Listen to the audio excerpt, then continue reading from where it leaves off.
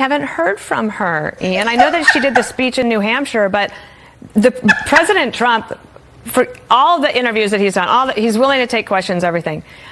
Is it a risk to put all your chips on one debate when she hasn't really been able to do any sort of Q&A with anybody except for in debate prep? Well, I reject that. She sat down with Dana Bash for a long interview on CNN that aired one just interview a week in ago. 47 days.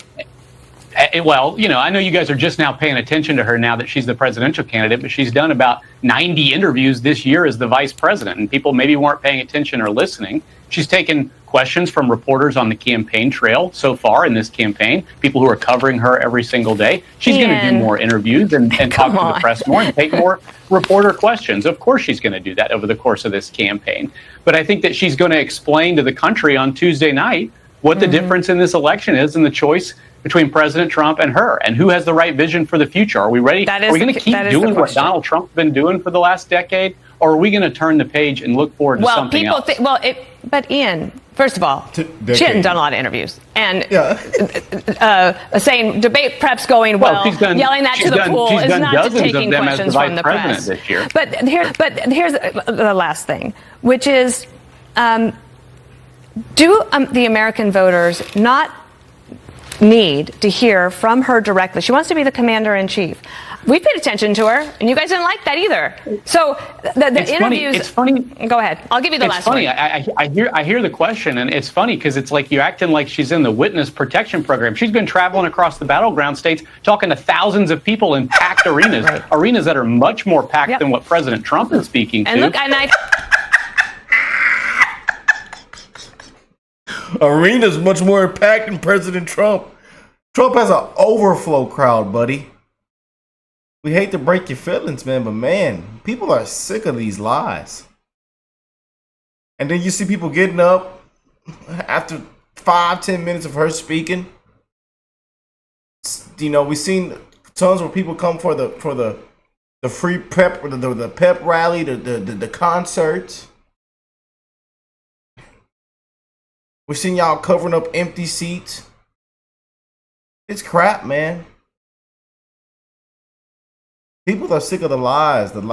Interviews. She's done tons of interviews.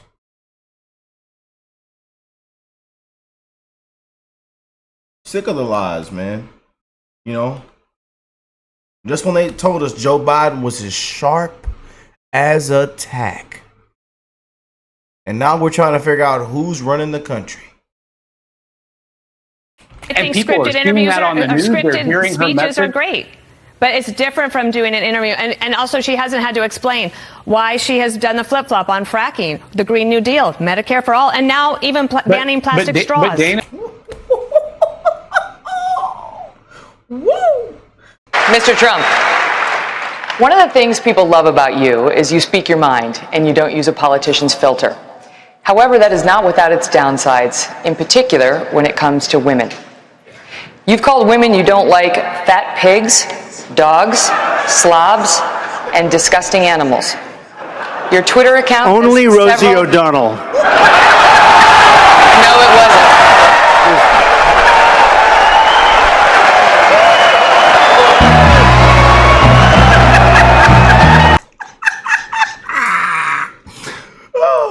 Don't.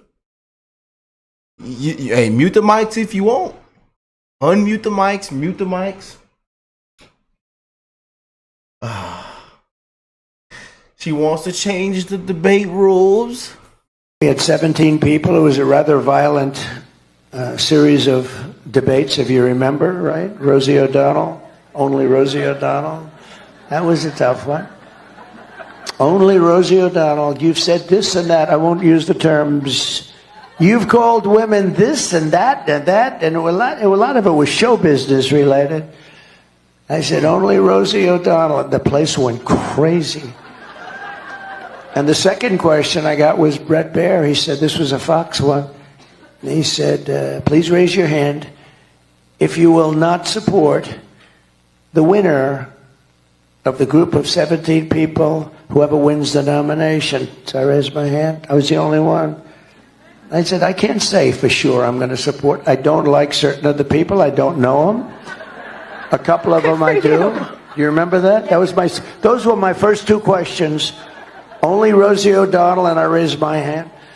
And I said that. I was honest, and the place went crazy. Until the big showdown, the Vice President Donald Trump meeting on the debate stage for the first and perhaps only time. ABC News has announced that microphones will be muted when a candidate is not speaking. That was one of the disputed issues. And there will not be an audience in the debate hall. Joining us now, Ian Sams, senior national spokesperson for the Harris-Walz campaign, former White House official. Hey, Ian, it's great to see you. Thank you. I want to ask you, how is Vice President Harris preparing for this debate? Is she doing mocks in Pittsburgh now as well? Look, she's preparing for this debate to share her vision of the country with the American people. A lot of times this might be the first time a lot of people hear from her on a debate stage. Let her speak so we can finally know what her policies are. Let her speak. Please let her speak. Let her speak. Let her blow the motor and the transmission. Oh, let her blow it like Joe did. The motor in the middle of the freeway. Just blow the motor and the transmission. Boy. They want these exact same rules for Biden. And Trump didn't even want these rules, but he agreed. And then on top of that, he offered 2 more debates, which one should have took place just this past week, but they declined. They are shaking out their shoes, and watch what he goes on here and says live on air. He is scared for her. You just can't make this up, man. I think you mentioned the fact that the Trump campaign insisted on having the microphones muted in the debate on Tuesday night. I think that you can see that that's clearly a concentrated effort by President Trump to create a parameter to let him be more disciplined and more careful in his approach. I think people might be underestimating his ability in the debate, given the structure and format of those muted microphones. He lies so much that it's hard to fact check him in real time, whether you're a moderator or a candidate running against him. And so I think his handlers worked really hard to make sure that those mics stay muted to put him in a better position to be successful. I mean, this is his... Oh, because it got Joe Biden out of there? Because it was a cheap fake, a deep fake? I mean, he got 81 million votes. But hey, Obama, Nancy, Big Mike. Oh, Big Mike. And they even brought Hillary in the room. They said, hey, Mr. President, you could do this the easy way or the hard way. And we'll also send you on another vacation. How about that? We'll throw in another vacation, Mr. President. We'll put the margaritas on us. But sorry, sir, you bombed the debate. We're defeated. Yeah, so we know why they just can't stand these debate rules. They're terrified for Kamala. Watch again. Let me just stop talking. But you just can't make this up, man. You just can't make this up. 7th general election presidential debate, probably the most of anybody in history. And Donald Trump's a showman, so we know he's going to come in ready to debate. And the vice president is preparing very hard to share with the country her vision for a new way forward and the very significant differences between she and President Trump in this campaign. Well, you and the vice president know better than... Did y'all just hear that? They are shaking out their boots. Oh, and Trump's ready, and I'm ready for him to mop the floor in a couple hours. Just expose her for who she is. Expose everybody. Expose ABC, everybody. And I hope we get one of those disaster word salads. Blow the motor and the transmission, just like Joe did. Elderly abuse. But hey, it was a cheap fake, a deep fake. Than anyone other than Joe Biden, how important, how significant these confrontations can be, for good or not. James Carville Did she just throw shots at Joe Biden? You and the vice president know better than anyone, other than Joe Biden, how important, how significant these confrontations can be, for good or not. James Carville, Democratic guru, has suggested that she ought to be getting under his skin. And clearly what is working for you so far in the last couple of weeks is her ridicule, not taking his taunts seriously, sort of dismissing him and all of his disparaging insults, that she's not intelligent, and the remarks about gender, which she didn't respond to in that one-on-one interview. Is that the game plan, to just kind of dismiss him and prompt him to go off message, prompt him to be less disciplined? Well, I think what's really challenging and unfortunate about this debate format is that it limits the vice president's ability to prosecute the political case against President Trump. People remember so clearly in the Senate when she would have Trump officials or judicial nominees in front of the Judiciary Committee, the way she's able to incisively question someone to try to draw out the truth and really put facts on the table. Unfortunately, because of the insistence by Trump's campaign to have the microphones muted, up to insistence. And again, they wanted these rules at first. Y'all hear this?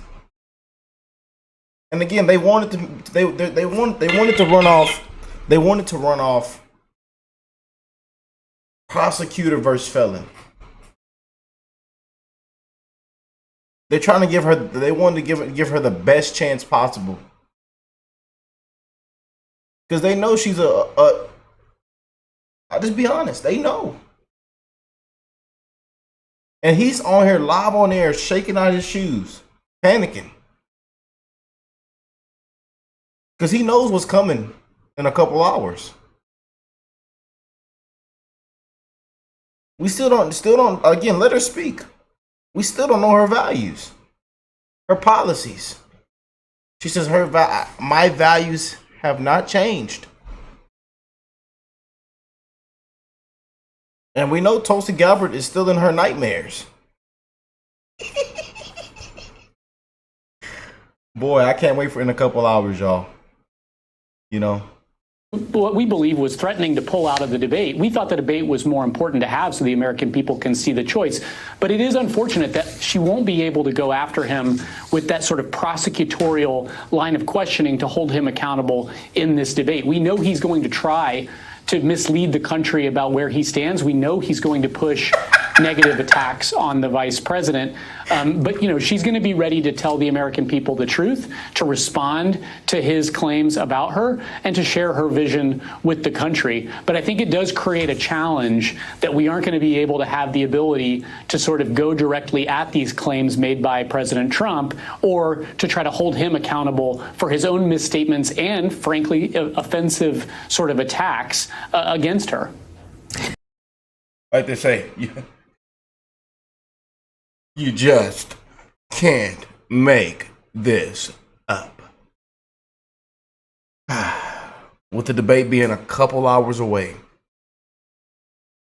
there's still a frenzy about these debate rules. You just can't make this up, man. You just can't. And they are shaking out their shoes, shaking out their boots for Kamala Harris. And I say, hey, let her speak the whole debate so we can finally understand and know what her policies are. Just saying. I'm just saying. But these debate rules, huh? They say we're setting Kamala up for failure. That's what her spokesman says. He's terrified for it. The Democrats are terrified for Kamala Harris, man. And again, Trump is going to go. Just needs to go in there. He already. This should be an easy mop the floor. Mop. Come on, Patriots. Come on, Patriots. Put your hands together and mop. Mop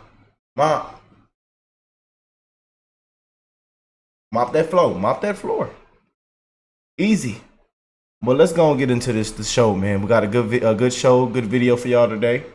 Shout out to the family channel members, the Keep Coming family. We're in full effect. We're rocking and rolling. You know what I'm saying? Got the email, tons of you guys back in the email. Got tons of merchandise and gifts sent out to you guys.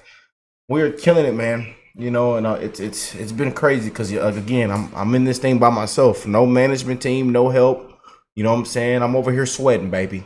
I'm over here sweating. But it's a lot of amazing people a part of this family around the world, man. One love to the human race, and we're gonna continue to be a blessing to you guys. We're gonna continue to spread the love, man. One love to the human race, man. God is love, baby. But boy, you just can't make all the stuff that has happened. You just can't make it up. And again, in a couple hours, I just want one of those historic meme word salads. What is she talking about? You know, and Trump just goes in there and expose her for who she is, expose the ABC, all the whole network, call everybody out. You know, and then we get some historic clips from Trump that we can replay and laugh at, that he beats himself and we laugh, that he stays a little bit calm, you know.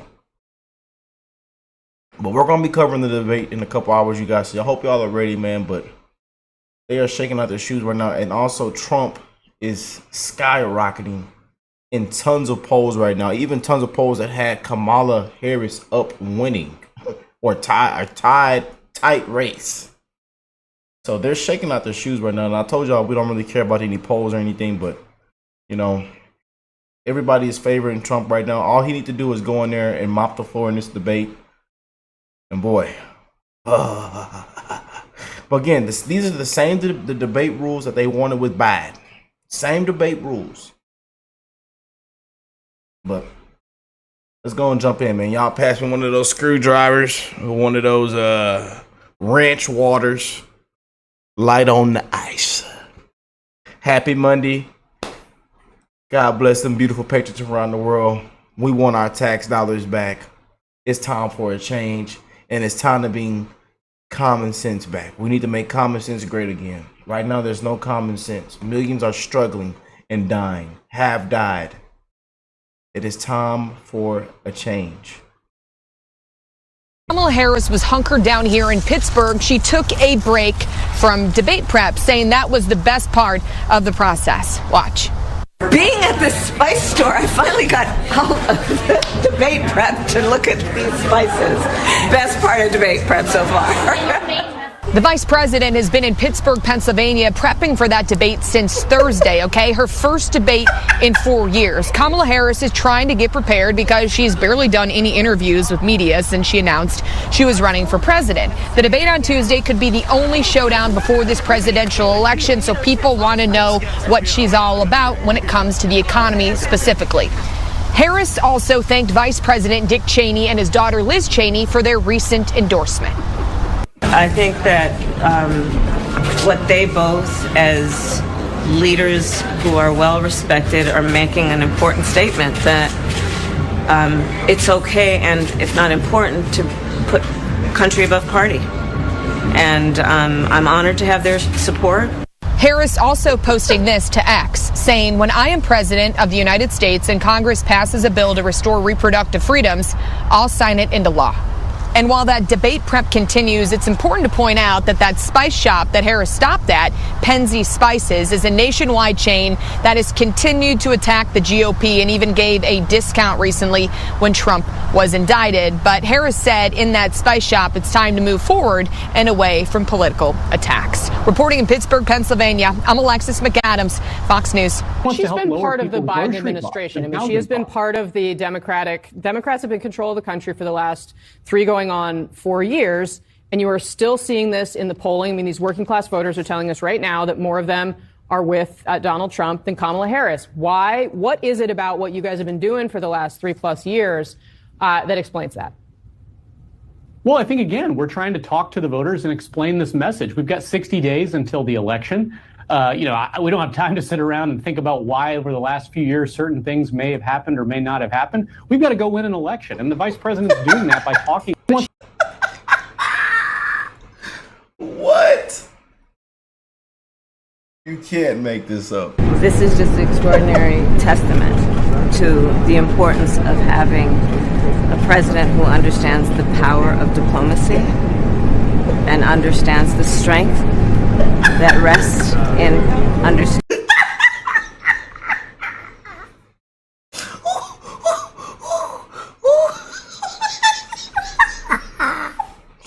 Oh man, people are really clapping for this. I just don't see it. I just don't see it. I just don't see it. Oh man. And that fella there, 81 million. But it was a cheap fake, a deep fake. Boy, you just can't make this up, man. Understanding the significance of diplomacy and strengthening alliances. This is incredible. Vice President Kamala Harris as a progressive. She has previously supported Medicare for all. Now she does not. She's previously supported a ban on fracking. Now she does not. These, Senator, are ideas that you have campaigned on. Do you think that she is abandoning her progressive ideals? No, I don't think she's abandoning her ideals. I think she's trying to be pragmatic and doing what she thinks is right in order to win the election. My own view is... I hope y'all are ready for this debate, man. I hope y'all are ready for this debate. Brother Bernie. Brother Sanders.